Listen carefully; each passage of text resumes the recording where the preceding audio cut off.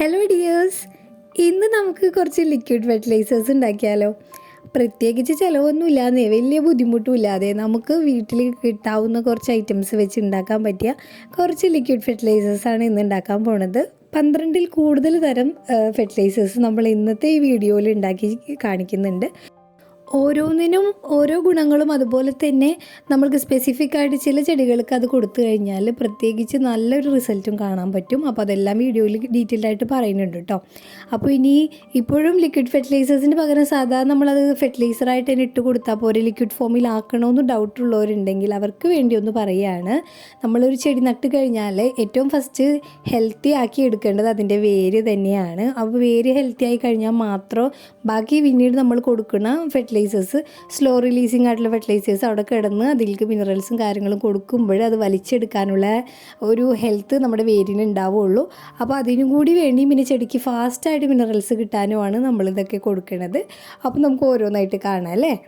അപ്പോൾ ആദ്യമായിട്ട് നമ്മൾ ഉണ്ടാക്കാൻ പോകുന്നത് ഈ അലോവേര വെച്ചിട്ടുള്ളൊരു ഫെർട്ടിലൈസറാണ്. അപ്പോൾ അതിന് വേണ്ടി നമുക്ക് ആദ്യം തന്നെ ഈ അലോവേര ഇതുപോലെ ഒരു 2 തണ്ടാണ് എടുത്തിട്ടുള്ളത്. ചെറിയ ടൈപ്പ് അലോവേരയാണ് ഞാൻ എടുത്തിട്ടുള്ളത്. അപ്പോൾ ഇത് നമുക്ക് ഇതുപോലെ ഒന്ന് അരിഞ്ഞെടുക്കണം. അലോവേരയിൽ കാൽസ്യം, മഗ്നീഷ്യം, പൊട്ടാസ്യം, സിങ്ക് പോലുള്ള മൂലകങ്ങളും അതുപോലെ തന്നെ പലതരത്തിലുള്ള വിറ്റാമിനുകളും അടങ്ങിയിട്ടുള്ളതുകൊണ്ട് ഇത് ഫ്ലേവറിങ്ങും നോൺ ഫ്ലേവറിങ്ങും ആയിട്ടുള്ള എല്ലാ തരം ചെടികൾക്കും വളരെ നല്ലൊരു ഫെർട്ടിലൈസറാണ്. അപ്പോൾ നമ്മളിവിടെ എടുത്തത് 2 ചെറിയ തണ്ടായതുകൊണ്ട് തന്നെ അതിന് ഈ ഒരു അളവിലാണ് വെള്ളം ഒഴിച്ച് കൊടുക്കുന്നത് കേട്ടോ.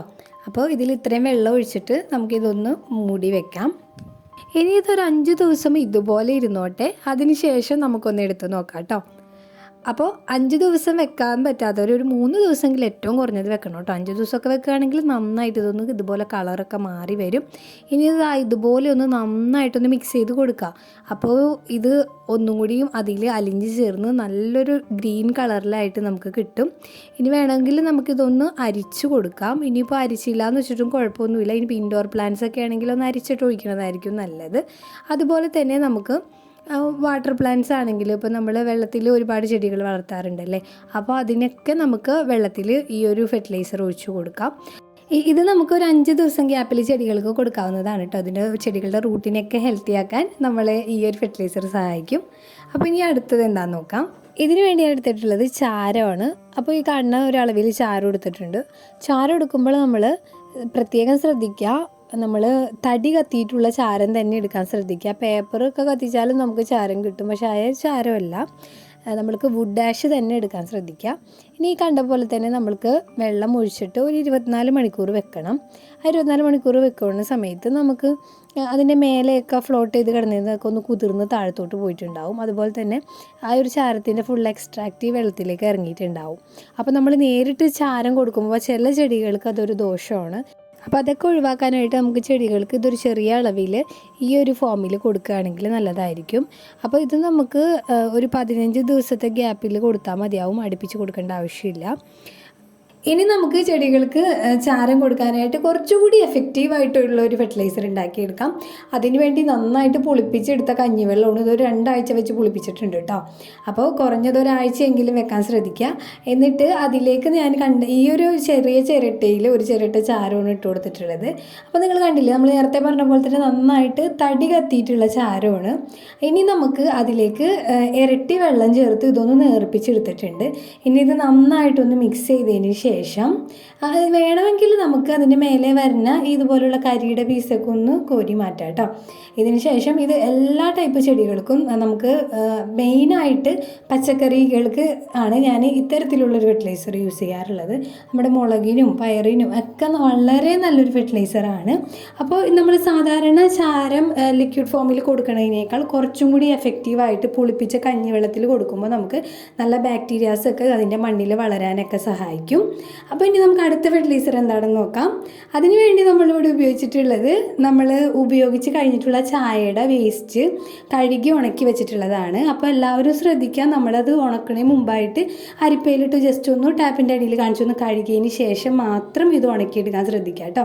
അപ്പോൾ ഉണക്കുമ്പോൾ ഇതുപോലെ കട്ടയായിട്ടുണ്ടെങ്കിൽ പറ്റുകയാണെങ്കിൽ ചെറിയ നനവോടുകൂടി തന്നെ അതൊന്ന് പൊടിച്ചിട്ട് ഉണക്കി സൂക്ഷിക്കുക. അതങ്ങനെ ഉണക്കി സൂക്ഷിച്ച് വെച്ച് കഴിഞ്ഞാൽ നമുക്ക് ഇതുപോലെ ഫെർട്ടിലൈസർ ഉണ്ടാക്കാൻ വളരെ നല്ലതായിരിക്കും.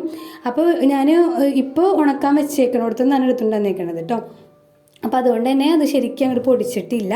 അപ്പോൾ ഈ ഒരു രീതിയിൽ ഉണ്ടാക്കാനായിട്ട് നമുക്ക് അധികം പൊടിഞ്ഞില്ലെങ്കിലും കുഴപ്പമില്ല കേട്ടോ. എന്നിട്ട് ഇതുപോലെ ഈ ഒരു അളവിൽ വെള്ളം ഒഴിച്ചിട്ട് നമുക്ക് ഇതൊന്ന് 24 മണിക്കൂർ വെക്കണം.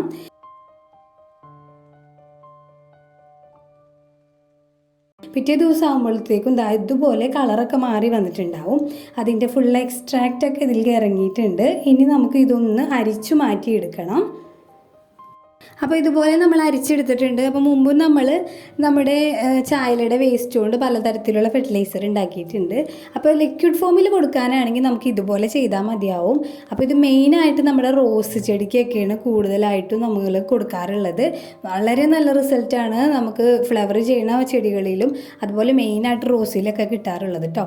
അപ്പോൾ ഇതുവരെ ട്രൈ ചെയ്യാത്തവരുണ്ടെങ്കിൽ ഒന്ന് ട്രൈ ചെയ്ത് നോക്കുക. ഇപ്പോൾ നമുക്ക് ലിക്വിഡ് ഫെർട്ടിലൈസേഴ്സ് ഒക്കെ കൊടുക്കാൻ പറ്റിയ സമയമാണ്. ഇനി നമുക്ക് അടുത്തൊരു ഫെർട്ടിലൈസർ ഉണ്ടാക്കിയെടുക്കാം. അതിന് വേണ്ടി ഞാനിവിടെ എടുത്തിട്ടുള്ളത് ഉണങ്ങിയ ചാണകമാണ് കേട്ടോ. അപ്പോൾ ഞാനീ പറഞ്ഞതുപോലെ മറ്റുള്ള ഫെർട്ടിലൈസർ ഉണ്ടാക്കാനും കൂടിയും അതുപോലെ ഇടാനുള്ള സൗകര്യത്തിനൊക്കെ വേണ്ടി ഉണങ്ങിയ ചാണകം ഞാൻ ഇതുപോലെ പൊടിച്ചാണ് സൂക്ഷിക്കാറുള്ളത്. അപ്പോൾ ഇനി നിങ്ങളുടെ കയ്യിൽ പൊടിയാത്തത് കട്ട പോലെ ഇരിക്കണ ഉണക്ക ചാണകമാണെങ്കിലും കുഴപ്പമില്ല. നമുക്കിത് കുതിർത്താനായതുകൊണ്ട് ഇതുപോലെ വെള്ളത്തിലിട്ട് വെച്ചാൽ മതിയാവും. ഇതും 24 മണിക്കൂർ വെക്കാം. അതിനുശേഷം നമുക്ക് എടുത്ത് നോക്കുമ്പോൾ ഇതുപോലെ കളർ മാറി വന്നിട്ടുണ്ടാവും കേട്ടോ. ചാണകം നമുക്ക് കുറച്ചധികം ദിവസം വെച്ചാലും കുഴപ്പമില്ല. അത് കുറച്ചുകൂടി പുളിച്ച് കിട്ടുമ്പോൾ വളരെ നല്ലതാണ്. അതിലേക്ക് കുറച്ച് എല്ലുപൊടിയും കൂടി ചേർത്ത് കൊടുത്ത് നമുക്ക് ചെടികൾക്ക് ഡൈല്യൂട്ട് ചെയ്തിട്ട് ഒഴിച്ചു കൊടുക്കുകയാണെങ്കിൽ വളരെ നല്ലതായിരിക്കും. ഇതിപ്പോൾ കണ്ടില്ലേ, ഒരു ദിവസം കൊണ്ട് തന്നെ ഇതുപോലെ കളർ മാറി വന്നിട്ടുണ്ട്. ഇനി നമുക്ക് വേണമെങ്കിൽ നമുക്കിതൊന്ന് അരിച്ച് മാറ്റിയെടുക്കാം. ഞാനിപ്പോൾ പുറത്തിരിക്കുന്ന ചെടികൾക്കായതുകൊണ്ട് അരിച്ച് കൊടുക്കണില്ല. നമുക്ക് ഇൻഡോർ പ്ലാന്റ്സിനൊക്കെയാണ് മെയിനായിട്ട് നമുക്ക് ചാണകമൊക്കെ കൊടുക്കാൻ കുറച്ച് ബുദ്ധിമുട്ടുണ്ടാവും. അപ്പോൾ അവർക്കൊക്കെ ആണെങ്കിൽ ഇത് അരിച്ചിട്ട് ഒഴിച്ചു കൊടുക്കുകയാണെങ്കിൽ ചാണകത്തിൻ്റെ ഗുണങ്ങളും കിട്ടും. അതോടൊപ്പം തന്നെ നമുക്ക് പ്രത്യേകിച്ച് വേറെ ബുദ്ധിമുട്ടുകളൊന്നും ഉണ്ടാവുകയില്ല കേട്ടോ. അപ്പോൾ ഇതും നമ്മൾ പ്രത്യേകിച്ച് പറയേണ്ട ആവശ്യമില്ലല്ലോ. എല്ലാ ടൈപ്പ് ചെടികൾക്കും കൊടുക്കാം. മെയിനായിട്ട് ഫ്ലവറിങ് പ്ലാന്റ്സിന് നമുക്ക് കൂടുതലായിട്ട് കൊടുക്കാം.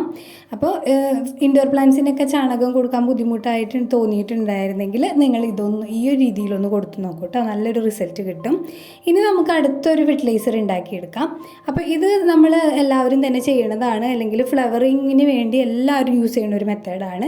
അപ്പോൾ ഇതിന് വേണ്ടി ഞാൻ എടുത്തിട്ടുള്ളത് ഈ ഒരു പിടിയാണ് നിറയെ കടല പിണ്ണാക്കാണ് കേട്ടോ. അപ്പോൾ ഇത് നമുക്കിത് നന്നായിട്ടൊന്ന് പറ്റുന്ന അത്രയും കൈക വെച്ചിട്ടൊന്ന് ചെറിയ സൈസിലൊന്ന് ആക്കിയെടുക്കണം. കാരണം ഇത് എത്രത്തോളം നന്നായിട്ട് നമ്മുടെ വെള്ളത്തിൽ അലിഞ്ഞ് ചേരുന്നോ അത്രത്തോളം നമുക്ക് നല്ല എഫക്റ്റീവായിട്ടുള്ളൊരു ഫെർട്ടിലൈസർ ഉണ്ടാക്കിയെടുക്കാം. അപ്പോൾ പെട്ടെന്ന് അലിഞ്ഞ് ചേരാൻ വേണ്ടിയാണ് നമ്മൾ ഇതുപോലെ ചെറുതാക്കി ഒന്ന് നുറുക്കി കൊടുത്തിട്ടുള്ളത്. അപ്പോൾ ഈ ഒരു പിടി പിണ്ണാക്കിന് ഞാൻ ഇത്രയും ആണ് വെള്ളം ഒഴിച്ചു കൊടുത്തിട്ടുള്ളത്. ഇനി ഇത് നന്നായിട്ടൊന്ന് മിക്സ് ചെയ്തിട്ട് നല്ല എയർ ടൈറ്റ് ആയിട്ടുള്ളൊരു കണ്ടെയ്നറിൽ അടച്ചു വെക്കുകയാണ്. അപ്പോൾ ഇത് പ്രത്യേകം ശ്രദ്ധിക്കണം. നമ്മൾ ഒരിക്കലും വെളിച്ചം തട്ടുന്ന സ്ഥലത്ത് വെക്കരുത്. അതുപോലെ ട്രാൻസ്പെറൻ്റ് അല്ലാത്ത പാത്രമാണെങ്കിൽ കുറച്ചുകൂടി നല്ലതാണ്. അപ്പോൾ ഞാനിതുപോലെയാണ് വർക്ക് ഏരിയയിൽ ഇങ്ങനെ ഒരു സ്ഥലത്ത് എടുത്ത് വെച്ചേക്കുകയാണ്. എന്നിട്ട് എല്ലാ ദിവസവും എടുത്ത് ഇതുപോലെ ഒന്ന് കുലുക്കി കൊടുക്കും. അപ്പോൾ ചെയ്യുന്നവർക്ക് അറിയാൻ പറ്റുമല്ലോ, ഇത് പുളിച്ച് വരാൻ കുറച്ച് ദിവസം എടുക്കും. അപ്പോൾ കുറഞ്ഞത് ഒരാഴ്ചയെങ്കിലും ഇതുപോലെ നമ്മൾ ചെയ്തു കൊടുക്കണം. അതിന് ശേഷം ഇതൊന്ന് അരിച്ച് മാറ്റുകയാണ്. അപ്പോൾ ഇങ്ങനെ നമ്മൾ അരിച്ച് കഴിയുമ്പോൾ ഈ ഇതിൽ നമ്മളുടെ കടല പിണ്ണാക്കിൻ്റെ ചില സ്ഥലത്ത് കപ്പലണ്ടി പിണ്ണാക്കും എന്ന് പറയും കേട്ടോ. അപ്പോൾ അതിൻ്റെ ആ ഒരു വേസ്റ്റ് അതിൽ നിന്ന് പോയി കിട്ടും. ചിലപ്പോൾ അത് അരിക്കാണ്ട് നമ്മൾ ഒഴിച്ച് കഴിഞ്ഞാൽ ചില ചെടികൾക്ക് ഉറുമ്പ് ശല്യം ഉണ്ടാവാറുണ്ട്. അപ്പോൾ അത് ഒഴിവാക്കാൻ വേണ്ടിയിട്ടാണ് നമ്മളത് അരിച്ച് മാറ്റിയിട്ടുള്ളത്. ഇനി ഇതിലേക്ക് 5 ഇരട്ടി വെള്ളം, അതായത് നമ്മളതിൽ 1 ലിറ്റർ വെള്ളമാണ് ഒഴിച്ചിട്ടുണ്ടായിരുന്നത്. അപ്പോൾ അതുകൊണ്ട് ഒരു 5 ലിറ്റർ വെള്ളം കൂടിയും എക്സ്ട്രാ ചേർത്തിട്ട് നമ്മൾ ചെടികൾക്ക് കൊടുക്കുകയാണ്. ഇതും പൂക്കളൊക്കെ ഉണ്ടാവണ എല്ലാ ചെടികൾക്കും കൊടുക്കാം. വളരെ നല്ല റിസൾട്ട് കിട്ടും. നന്നായിട്ട് പൂക്കളുണ്ടാവും. ഇനി അടുത്തൊരു ഫെർട്ടിലൈസർ നമ്മൾ ഉണ്ടാക്കിയെടുക്കാൻ പോകുന്നത് തേങ്ങ വെള്ളം വെച്ചിട്ടാണ്. അപ്പോൾ തേങ്ങ വെള്ളം ഈ ഇത്രയും അളവിലാണ് എനിക്ക് കിട്ടിയിട്ടുള്ളത് കേട്ടോ. അപ്പോൾ അത് നേരത്തെ പറഞ്ഞ പോലെ തന്നെ ഒരു എയർ ടൈറ്റ് കണ്ടെയ്നറിലോട്ട് മാറ്റിയിട്ട് നമുക്കിത് നന്നായിട്ട് അടച്ച് വെളിച്ചം തട്ടാത്തൊരു സ്ഥലത്ത് പുളിപ്പിക്കാനായിട്ട് എടുത്ത് വെക്കാം. അപ്പോൾ ഇതും കുറച്ച് ദിവസം, കുറഞ്ഞതൊരു 5 ദിവസമെങ്കിലും വെച്ച് പുളിപ്പിച്ചെടുക്കണം. എങ്കിൽ മാത്രമേ നമുക്ക് വിചാരിക്കുന്ന ഒരു റിസൾട്ട് കിട്ടുള്ളൂ. അപ്പോൾ കണ്ടില്ലേ, ഈ കാണുന്ന പോലെ ഇത് പുളിച്ച് വരുമ്പോൾ നന്നായിട്ട് കളറൊക്കെ മാറി ഇതുപോലെ വന്നിട്ടുണ്ടാവും. ഇനി ഇതിലേക്ക് നമുക്ക് വെള്ളം ഒഴിച്ചൊന്ന് ഡൈല്യൂട്ട് ചെയ്തെടുക്കണം. അപ്പോൾ നമ്മൾ തേങ്ങ വെള്ളത്തിൻ്റെ അതേ അളവിൽ തന്നെ വെള്ളം ഒഴിച്ച് നേർപ്പിച്ചെടുത്തിട്ടുണ്ട്. ഇത് നമ്മൾ ശരിക്കും ഓർക്കിഡിനൊക്കെ സ്പ്രേ ചെയ്ത് കൊടുക്കാനും ഒക്കെ വളരെ നല്ലൊരു ഫെർട്ടിലൈസറാണ് കേട്ടോ. അതുപോലെ അലോവേരക്കൊക്കെ ഇടയ്ക്ക് ഞാൻ കൊടുക്കാറുണ്ട്. അപ്പോൾ ഇതൊന്ന് ട്രൈ ചെയ്ത് നോക്കാം. ഇനി നമുക്ക് അടുത്ത ഫെർട്ടിലൈസർ എന്താണെന്ന് നോക്കാം കേട്ടോ. നമ്മുടെ വീട്ടിലൊക്കെ പാലൊക്കെ ഉപയോഗിക്കാറുണ്ടല്ലേ. അപ്പോൾ പാല് നമ്മൾക്ക് മാത്രമല്ല ചെടികൾക്കും വളരെ നല്ലൊരു ഫെർട്ടിലൈസറാണ്. അപ്പോൾ ഒരിക്കലും പാല് വാങ്ങിച്ച് ചെടിക്ക് ഒഴിക്കാനൊന്നും ഞാൻ പറയണില്ല. ഒഴിക്കുകയാണെങ്കിൽ അതായത് പാലും വെള്ളം കൂടിയും നമ്മൾ ഒരേ അളവിലൊക്കെ മിക്സ് ചെയ്ത് ഒഴിക്കുകയാണെങ്കിൽ ചെടികൾക്ക് നല്ലതാണ്. പക്ഷേ നമുക്കിപ്പോൾ ചെയ്യാൻ പറ്റുന്നൊരു കാര്യം എന്ന് പറഞ്ഞാൽ നമ്മൾ വീട്ടിലൊക്കെ പാലൊക്കെ എടുത്ത് കഴിയുമ്പോൾ വരുന്ന പാക്കറ്റോ അതുപോലെ ഇതുപോലെ നമ്മൾ പാലൊക്കെ വെക്കണം പാത്രങ്ങളൊക്കെ നമ്മൾ കഴുകി കളയാറുണ്ടല്ലേ. അപ്പോൾ ഇതിങ്ങനെ കഴുകി എടുത്തിട്ടുണ്ടെങ്കിൽ ഇതുപോലെ നമുക്ക് കിട്ടും. ഇത് നമ്മൾ വെറുതെ ഒഴുക്കി കളയുന്ന വെള്ളമാണ്. അപ്പോൾ അത് നമുക്ക് ഫെർട്ടിലൈസറായിട്ട് ചെടികൾക്ക് കൊടുക്കാം. അപ്പോൾ മണി പ്ലാന്റിന് വളരെ നല്ലൊരു ഫെർട്ടിലൈസറാണ്. അതുപോലെ തന്നെ ചെടികളിൽ അതുപോലെ മുളകിലൊക്കെ പൂക്കളുണ്ടായിട്ട് അത് കൊഴിയണതിനും വളരെ നല്ലൊരു ഫെർട്ടിലൈസറാണ് ഈ ഒരു മിൽക്ക് ഫെർട്ടിലൈസർ എന്ന് പറയുന്നത്. ഇനി നമുക്ക് അടുത്തൊരു ഫെർട്ടിലൈസർ ചെയ്യാം. അപ്പോൾ അതിന് വേണ്ടി നമ്മൾ എടുത്തിട്ടുള്ളത് സോയാ ചങ്ക്സ് ആണ്. അപ്പോൾ ഇത് കാണുന്ന പോലെ നമുക്ക് തലേദിവസം തന്നെ വെള്ളത്തിലൊന്ന് കുതിർത്തി വെക്കാം. അപ്പോൾ കറക്റ്റ് ഒരു 24 മണിക്കൂറായിട്ടുണ്ട്. പിറ്റേ ദിവസം നമ്മളിത് നോക്കുമ്പോൾ ഇതുപോലെ വീർത്ത് വന്നിട്ടുണ്ടാവും അല്ലേ. അപ്പോൾ ഇത് നന്നായിട്ട് തിരുമ്പി ഇതിലെ ഫുൾ എക്സ്ട്രാക്റ്റ് ഈ വെള്ളത്തിലേക്കൊന്ന് ആക്കിയെടുക്കാൻ നോക്കാം കേട്ടോ. അപ്പോൾ നമ്മൾ ഫെർട്ടിലൈസറിന് വേണ്ടി സോയാ ചങ്ക്സ് വേസ്റ്റ് ചെയ്യണമെന്ന് ഫുഡ് വേസ്റ്റ് ചെയ്യണമെന്നൊക്കെ ഡൗട്ടുള്ളവരാണെങ്കിൽ നമുക്ക് സാധാരണ നമ്മൾ ഫുഡ് ഉണ്ടാക്കാൻ വേണ്ടി ഇത് കുതിർത്തുന്ന സമയത്ത് ഉണ്ടാവണ വെള്ളം ഇതുപോലെ എടുത്ത് മാറ്റിയാലും മതിയാവും. അപ്പോൾ ഈ ഒരു വെള്ളം നമ്മൾക്ക് ചെടികൾക്ക് ഒഴിച്ചു കൊടുക്കാം. അപ്പോൾ നമ്മൾ മുമ്പ് ഒരു വീഡിയോയിൽ പറഞ്ഞിട്ടുണ്ടല്ലേ, ചാണകത്തിൽ നിന്ന് കിട്ടുന്ന പല പ്രോപ്പർട്ടീസും നമുക്ക് ഈ ഒരു സോയാ ചങ്ക്സ് വഴി ചെടികൾക്ക് കൊടുക്കാൻ പറ്റാറുണ്ട്. അപ്പോൾ ഇത് നമ്മൾ ഇതുപോലെ ലിക്വിഡ് ഫോമിൽ കൊടുക്കുന്നത് വഴി ചെടികൾക്ക് വളരെ നല്ലൊരു ഗുണം തന്നെയാണ് ചെയ്യുന്നത്. അപ്പോൾ ഈ ഒരു ഫെർട്ടിലൈസർ ചെയ്ത് നോക്കാത്തവരുണ്ടെങ്കിൽ ഒന്ന് ട്രൈ ചെയ്ത് നോക്കാം കേട്ടോ. വ്യത്യാസം നിങ്ങൾക്ക് മനസ്സിലാകും. ഇനി അടുത്ത ഫെർട്ടിലൈസർ നമ്മുടെ തൊട്ട് മുൻപത്തെ വീഡിയോ കണ്ടിട്ടുള്ളവർക്ക് മനസ്സിലാകും. നമ്മൾ വെള്ളത്തിൽ വളർത്തുന്നതും അതുപോലെ തന്നെ മണ്ണിൽ വളർത്തുന്നതായിട്ടുള്ള മണി പ്ലാന്റിന് ഏതൊക്കെ രീതിയിൽ ഫെർട്ടിലൈസർ കൊടുക്കുക എന്നുള്ളതൊക്കെ ഡീറ്റെയിൽഡ് ആയിട്ട് മുമ്പത്തെ വീഡിയോയിൽ പറഞ്ഞിട്ടുള്ളതാണ്. ആ ഒരു സമയത്ത് നമ്മൾ ഉണ്ടാക്കിയിട്ടുള്ളൊരു ഫെർട്ടിലൈസർ ആയിരുന്നു എഗ് ഷെൽ സൊല്യൂഷൻ അല്ലേ. അപ്പോൾ വീണ്ടും ഈ വീഡിയോയിൽ അത് എടുത്ത് പറയാനുള്ള കാരണം മുട്ടത്തോട് എന്ന് പറയുന്നത് നമ്മൾ ഏത് തരത്തിലെ വളങ്ങളിൽ ചെടികൾക്ക് കൊടുക്കുമ്പോഴും ഒഴിവാക്കാൻ പറ്റാത്തൊരു ഒന്നാണ്.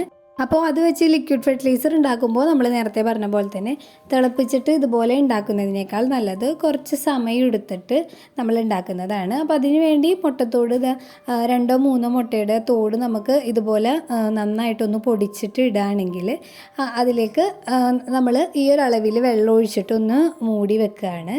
അപ്പോൾ ഇങ്ങനെ ചെയ്യുന്ന സമയത്ത് നമ്മൾ ഒരാഴ്ചയെങ്കിലും ഇതുപോലെ വെള്ളം വെച്ചിരിക്കുകയാണെങ്കിലാണ് നമുക്ക് ഏറ്റവും നല്ലൊരു റിസൾട്ട് കിട്ടുക. ഇനി അതല്ല കുറച്ചും കൂടി നമുക്ക് ഫാസ്റ്റായിട്ട് കിട്ടണമെന്നുണ്ടെങ്കിൽ ഞാൻ മറ്റൊരു മെത്തേഡും കൂടി മുമ്പത്തെ വീഡിയോയിൽ കാണിച്ചിട്ടുണ്ട്. അതൊന്ന് ഡീറ്റെയിൽഡ് ആയിട്ട് കണ്ടാൽ മതി കേട്ടോ. അപ്പോൾ ഇതിൽ വീണ്ടും അത് പറയുന്നില്ല. അപ്പോൾ എഗ് ഷെൽ സൊല്യൂഷൻ അരിച്ച് കഴിയുമ്പോൾ അത് ഇതുപോലെ ഇരിക്കും. അപ്പോൾ ഇത് മണി പ്ലാന്റിന് തന്നെയല്ല തണ്ട് കട്ടിയുള്ള എല്ലാ ചെടികൾക്കും നമ്മുടെ മുട്ടത്തോട് എന്ന് പറയുന്നത് വളരെ നല്ലൊരു ഫെർട്ടിലൈസറാണ്. പിന്നെ ലിക്വിഡ് ഫോമിൽ നമ്മൾ കൂടുതൽ കൊടുക്കുന്നത് മണി പ്ലാന്റിനാണെന്ന് മാത്രം. അടുത്ത ഫെർട്ടിലൈസർ ഉണ്ടാക്കാൻ വേണ്ടി ഞാൻ എടുത്തിട്ടുള്ളത് പഴത്തൊലിയാണ്. അപ്പോൾ നമ്മൾ ഫെർട്ടിലൈസർ ഉണ്ടാക്കാൻ ഉദ്ദേശിക്കുന്ന ദിവസം ഉപയോഗിക്കുന്ന പഴത്തിൻ്റെ തോലൊക്കെ പ്രാണികൾ വരാതിരിക്കാൻ വേണ്ടി ഇതുപോലൊരു കണ്ടെയ്നറിൽ അടച്ചാണ് സൂക്ഷിക്കുക കേട്ടോ. അപ്പോൾ അത് നിറഞ്ഞു കഴിയുമ്പോൾ എടുത്തിട്ട് ഇതുപോലെ ഒന്ന് അരിഞ്ഞെടുക്കും. അപ്പോൾ ഇതും നമുക്ക് 2 രീതിയിൽ ഉണ്ടാക്കിയെടുക്കാം. ഇതുപോലെ അരിഞ്ഞെടുത്ത് കഴിഞ്ഞിട്ട് ഇത് മുങ്ങാൻ പാകത്തിന് വെള്ളം ഒഴിച്ചിട്ട് നമുക്കൊന്ന് തിളപ്പിച്ചെടുക്കാം. പക്ഷേ ഞാൻ എപ്പോഴും പ്രിഫർ ചെയ്യണത് നമ്മൾ തിളപ്പിച്ചിട്ട് ഉണ്ടാക്കണേക്കാൾ നല്ലത് കുറച്ച് സമയം എടുത്തിട്ട് നമ്മൾ ഇതിൽ കുതിർത്തി വെച്ച് ഇതിൻ്റെ എക്സ്ട്രാക്റ്റ് മൊത്തം വെള്ളത്തിലേക്ക് ഇറങ്ങിയിട്ടുള്ള ഒരു ഫെർട്ടിലൈസറാണ്. ഇനിയിപ്പോൾ സമയമില്ല എന്നുള്ളവരാണെങ്കിൽ ഇതുപോലെ തിളപ്പിച്ചിട്ട് പിറ്റേ ദിവസത്തേക്കൊന്ന് വെയിറ്റ് ചെയ്യുക. ടൈം എടുത്ത് ചെയ്യാൻ പറ്റുന്നവരാണെങ്കിൽ ഇതുപോലെ നമ്മൾ അരിഞ്ഞെടുത്തത് മുങ്ങാൻ പാകത്തിന് വെള്ളം ഒഴിച്ചിട്ട് ഒരാഴ്ച മുതൽ 10 ദിവസം വരെ നമുക്ക് ഇതുപോലെ എയർ കയറാതെ അടച്ച് സൂക്ഷിക്കാം. അതിനുശേഷം നമ്മളിതെടുത്ത് അരിച്ച് കഴിയുമ്പോൾ വെള്ളത്തിലേക്ക് പഴത്തൊലിയുടെ എക്സ്ട്രാക്റ്റൊക്കെ ഇറങ്ങിയിട്ടുണ്ടാവും. ഇനി ഇത് നമ്മൾ നന്നായിട്ടൊന്ന് ഡൈല്യൂട്ട് ചെയ്തിട്ട് ചെടികൾക്ക് കൊടുക്കാം. അപ്പോൾ ഫ്ലവറിങ് പ്ലാന്റ്സിന് മാത്രമല്ല ഇൻഡോർ പ്ലാന്റ്സിൻ്റെ ഇലകരിയൽ പ്രശ്നത്തിനൊക്കെ നമുക്കിത് നല്ലൊരു സൊല്യൂഷനാണ്. ഇനി നമ്മൾ ഇതുപോലെ തന്നെ ഉണ്ടാക്കുന്ന ഒരു ഫെർട്ടിലൈസറാണ് ഒനിയൻ ബീൽ സൊല്യൂഷൻ അല്ലേ. അപ്പോൾ അതിന് വേണ്ടി സവാളത്തോല് പലതരത്തിലുള്ള ഫെർട്ടിലൈസർ ഉണ്ടാക്കാൻ വേണ്ടി ഞാൻ എപ്പോഴും സവാളത്തോല് ഉണക്കി സൂക്ഷിക്കാറുണ്ട്. ഇനി നമുക്ക് ലിക്വിഡ് ഫെർട്ടിലൈസർ ഉണ്ടാക്കാൻ ഉണക്കണം എന്നൊന്നും നിർബന്ധമില്ല. ഫ്രഷ് ആയിട്ടുള്ളത് കയ്യിലുണ്ടെങ്കിൽ അത് നേരെ വെള്ളത്തിലോട്ട് ഇട്ട് കൊടുത്താൽ മതി. അപ്പോൾ അതും നമ്മൾ നേരത്തെ പറഞ്ഞതുപോലെ തന്നെ ഈ ഒരളവിന് ഏകദേശം ഇത് മുങ്ങാൻ പാകത്തിന് വെള്ളമാണ് ഞാൻ ഒഴിച്ചു കൊടുത്തിട്ടുള്ളത്. ഇനി ഇതൊരാഴ്ച ഇതുപോലെ അടച്ച് വെളിച്ചം കിടക്കാത്ത സ്ഥലത്ത് വെക്കും. അതിനുശേഷം എടുത്തു കഴിയുമ്പോൾ കണ്ടില്ലേ വെള്ളത്തിൻ്റെ കളറൊക്കെ മാറി നന്നായിട്ട് ഇതിലേക്ക് അതിൻ്റെ ഫുൾ എക്സ്ട്രാക്റ്റ് ഇറങ്ങിയിട്ടുണ്ട്. ഇനി നമുക്കിതൊന്ന് അരിച്ചെടുക്കണം. അതിനുശേഷം വെള്ളം ചേർത്ത് നന്നായിട്ടൊന്ന് ഡൈല്യൂട്ട് ചെയ്തെടുക്കുക. ഇതും നമ്മളുടെ എല്ലാത്തരം ഫ്ലവറിങ് പ്ലാന്റ്സിനും കൊടുക്കാൻ വളരെ നല്ലതാണ്. അതുപോലെ തന്നെ നമ്മുടെ ഫോളിയേജ് പ്ലാന്റ്സിനും കൊടുക്കുകയാണെങ്കിലും അവരുടെ ലീവ്സൊക്കെ നന്നായിട്ട് ബ്രൈറ്റായിട്ട് വരാനും ഒക്കെ സഹായിക്കുന്ന ഒരു ഫെർട്ടിലൈസറാണിത്. ഇതുപോലെ ഒരുപാട് ഓർഗാനിക് ആയിട്ടുള്ളതും അല്ലാത്തതുമായിട്ടുള്ള ലിക്വിഡ് ഫെർട്ടിലൈസേഴ്സ് നമുക്ക് വീട്ടിൽ ഉണ്ടാക്കിയെടുക്കാൻ പറ്റും. അപ്പോൾ നിങ്ങൾക്ക് ഈ വീഡിയോ ഇഷ്ടമാവുകയാണെങ്കിൽ അറിയിക്കുക. അപ്പോൾ ഇന്നത്തെ വീഡിയോയിൽ നമ്മൾ ഇത്രയും മാത്രം ഉൾപ്പെടുത്തുന്നുള്ളൂ. അപ്പോൾ നിങ്ങളുടെ ഇൻട്രസ്റ്റ് അനുസരിച്ച് ബാക്കിയുള്ള വീഡിയോ നമുക്ക് വഴിയേ ചെയ്യാവുന്നതാണ് കേട്ടോ. അപ്പോൾ നിങ്ങളുടെ അഭിപ്രായങ്ങൾ കമൻറ്റിലൂടെ അറിയിക്കാൻ ഒരിക്കലും മടി കാണിക്കരുത് കേട്ടോ. അതുപോലെ തന്നെ നിങ്ങൾക്ക് ഇഷ്ടപ്പെട്ടാൽ ലൈക്ക് ചെയ്യുക, ഇഷ്ടപ്പെട്ടില്ലെങ്കിൽ ഡിസ്ലൈക്ക് ചെയ്യുക. എന്ത് തന്നെ ആയാലും നിങ്ങളുടെ അഭിപ്രായങ്ങൾ അറിയിക്കാൻ മറക്കരുത്. അപ്പോൾ മറ്റൊരു വീഡിയോയിൽ കാണാം. അതുവരേക്കും bye bye from Safees home diary.